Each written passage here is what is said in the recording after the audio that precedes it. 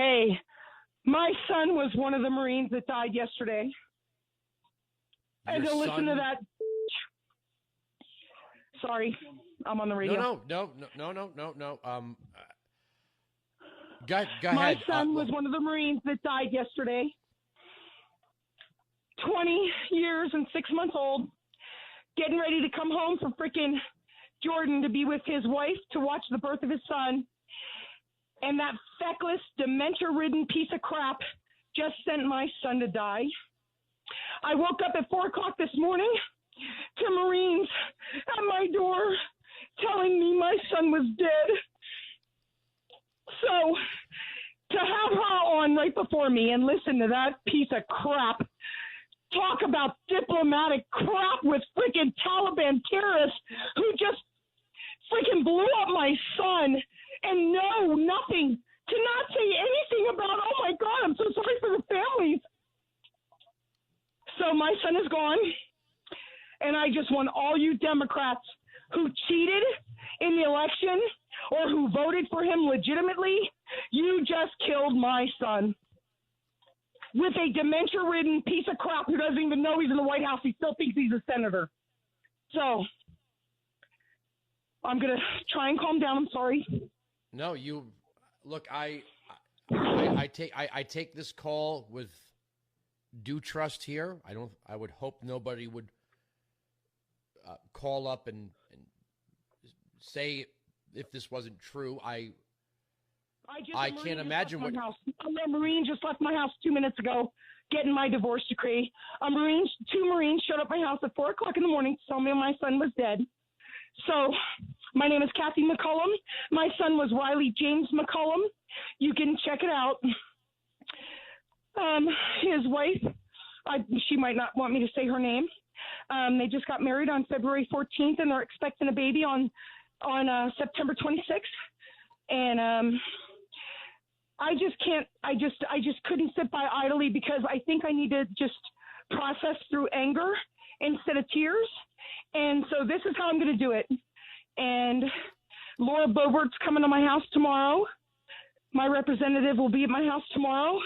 And we'll speak, and hopefully she'll be able to convey my message to the rest of the United States.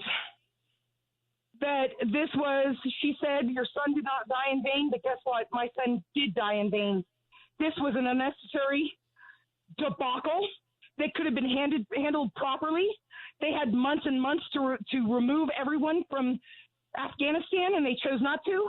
And so they sent in freaking, 6,000 troops? And my son, through the laws of statistics, my son was one of the ones who just got blown up in a freaking terrorist bomb yesterday.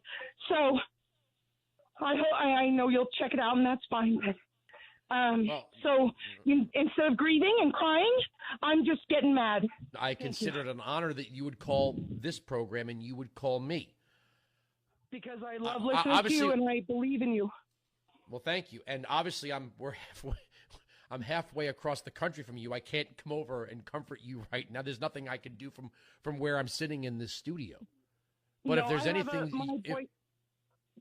my boyfriend's an Army veteran. He was in the 101st. He was the first wave over in 03, March of 03 in Iraq. And so thank God for him. And I think he might have been a big influence on why my son wanted to join the military. My son was a genius child, an IQ of 156. He could have done anything he wanted to do in the military. And he chose to be a Marine sniper. And that was his choice. Instead of just, being fast-tracked, he chose this course. But I never thought in a million years that he would die for nothing, because a feckless, dementia-ridden piece of crap decided he wanted a photo op on September 11th. That's what kills me. I wanted my son to represent our country, to fight for my country, but I never thought that a feckless piece of crap would send him to his death and smirk on television while he's talking about people dying with his nasty smirk. The dementia-ridden piece of crap needs to be removed from office. It never would have happened under Trump. For an ill-managed debacle of a freaking withdrawal from a country that we had total control of. That's what gets me. this is, I mean, how much more horrific can it get than to know that your son died for nothing? And I talked to Lauren Boebert. She's going to be at my house tomorrow. And I'm a smart ass, and I guess this is how I deal with things. I can't cry because I'm too mad to cry, which is so sad that I can't cry for my son right now. I'm just too mad to cry for my son right now. But when I see that baby in a month, when his baby is born, I'm sure I'll break down and cry. But right now I cannot afford to cry. I've got to be strong. His wife is in freaking Oceanside, California right now. And I need to be strong for her. And I'm going to do that. And I'm not going to cry, because if I start crying, I'm not going to stop. So I'm just going to stay pissed off. And that's the only way I'm going to be able to do this. Because if you ever are waking up at 4 o'clock in the morning with 2 Marines at your house, I knew when I told everybody yesterday before they informed me, I knew yesterday my son was dead. I called 10 people yesterday before they even came, and everybody thought I was nuts. And then at 4 in the morning, there they were telling me he was gone.